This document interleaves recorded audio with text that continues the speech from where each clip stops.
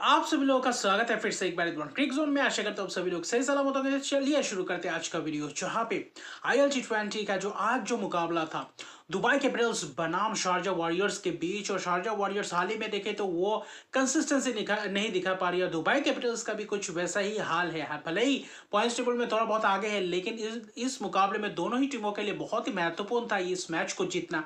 लेकिन toss Sharjah warriors ने जीतकर पहले गेंदबाजी करने का फैसला और पहले ही ओवर से जो शुरुआत किया है एडम रोसिंगटन और शेई होप ने। हालांकि शेई होप धैर्य से खेल रहे थे, दूसरे एंड से एडम रोसिंगटन उनका बल्ला बोल रहा था और करारा प्रहार दिख रहा था। दोनों बल्लेबाजों ने अच्छी खासी शुरुआत की, लेकिन एडम रोसिंगटन पूरी तरीके से गेंदबाजों के ऊपर प्रहार करते हुए दिखाई दे। चाहे टीम सऊदी पहले ओवर में 14 रन, फिर वहां पे दिलशन मधुशंका के ओवर्स में पावर प्ले में पूरी तरीके से दबोच के रखा था। और पावर प्ले में एक आक्रामक शुरुआत, जहां पे पावर प्ले में 55 रन बनाए थे शारजा वॉरियर्स, और वहां पे विकेट्स नहीं गए थे पावर प्ले तक।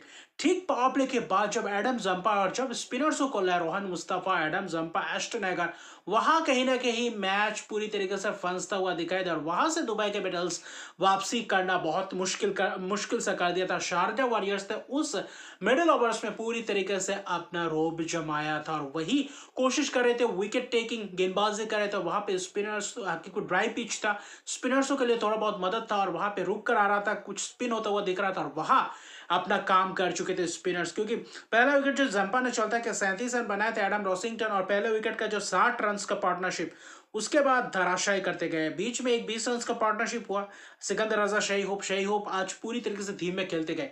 भले ही 45 रन बनाए, लेकिन 52 गेंदों में बहुत ही धीमे, क्योंकि बीच में स्ट्रगल्स कर रहे थे, रन बटोरना मुश्किल सा कर दिया था। और उसके बाद रोहन मुस्तफा की जबरदस्त स्पेल, बीच में एक आध विकेट से गए, और फिर वहां पे एक ओवर में 2 विकेट अस्टन एगर ने चटकाया, फिर रोहन मुस्तफा आए, फिर रोहन मुस्तफा ने लगातार विकेट चटकाया। एक 17वें ओवर में जहां पे एक छक्का लगाकर थोड़ा बहुत एडम जंपा के ओवर्स में थोड़ा बहुत रन आए थे, जहां पे अमन पावेल ने आकर थोड़ी बहुत कोशिश की थी, वरना वहां पे आखिरी 1-2 ओवर को छोड़ दे तो वरना बिल्कुल भी रन बने नहीं थे और 131 पे रुक गया था दुबई कैपिटल्स का यह सफर। आखिर में 32 रन की केमियो पारी 16 गेंदों में, क्योंकि उन अगर रॉबिन पावेल ये भी रन्स नहीं बनाते तो शायद 100 रन्स भी बनाना मुश्किल सा हो रहा था, क्योंकि शेई होप पूरी तरीके से जूझ रहे थे, इस बीच में स्ट्रगल करते हुए दिख रहे थे।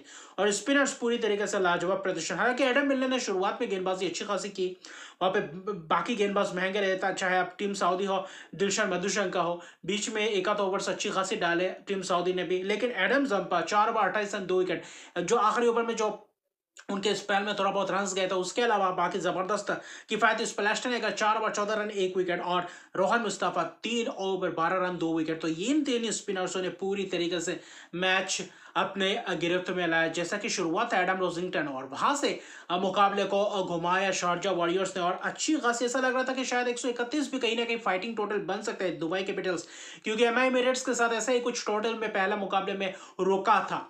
तो इस मुकाबले में कॉलर कैडमोर के साथ जॉनसन चार्ल्स ने जो शुरुआत किया, लाजवाब प्रदर्शन, बल्लेबाजों ने जो प्रहार दिखाया। पहला ओवर हैदर अली, जैसे कि अमूमन दुबई कैपिटल्स की अगर खास तौर पे बात करें तो वहां पे पहला ओवर अमूमन डालने के लिए देते हैं, लेकिन उसके बाद दुष्मंत चमीरा, हैदर अली, ओबेर मैकॉय, जहीर खान के ओवर्स में 28 रन बना, जहां पे करारा प्रहार, चक्के पे चक्के, जॉनसन चार्ल्स, कहला, कोला, कैडमोर, तो पावर प्ले में ही पूरी तरीके से दबोच दिया। और वहां से अब वापसी करना मुश्किल था। हैदर अली के एक ओवर में भी 2 छक्के, तो लगातार छक्के पे छक्के लगा रहे थे, और 10वें ओवर तक मुकाबला पूरी तरीके से गिरफ्त में कर दिया जॉनसन चार्ल्स और कॉला कैडमोर। 32 गेंदों में 54 रन की शानदार शतक पारी कॉला कैडमोर की, अच्छी खासी स्ट्राइक रेट से। लेकिन जॉनसन चार्ल्स का जब बल्ला बोलता है तो कुछ अलग ही दिखता है उनका इनिंग्स, और वही आज शारजा वॉरियर्स के लिए महत्वपूर्ण था और अच्छी खासी रन रेट से जीते, क्योंकि 11.5 ओवर में ये रन चेज करके 135 रन बने, 1 विकेट गए।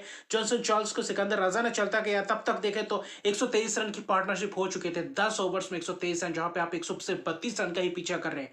तो इसमें लाजवाब सलामी जोरी ने जो प्रदर्शन करके दिखाया और पूरी तरीके से गेंदबाज को तहस नहस कर दिया। अगर आप खासतौर पे सिकंदर रजा 2 ओवर 9 रन 1 विकेट, सिकंदर रजा कप्तान ने 1 विकेट उस बीच भी चटकाया, 2 ओवर में 9 रन। अगर यही सिकंदर रजा एक आध ओवर उससे पहले करते तो शायद क्या कुछ मैच में ट्विस्ट ला सकते थे, लेकिन आखिर में देखे तो शारजा वॉरियर्स की करारा प्रहार में पूरी तरह 8 छक्के लगाए जॉनसन चार्ल्स ने इस पारी में।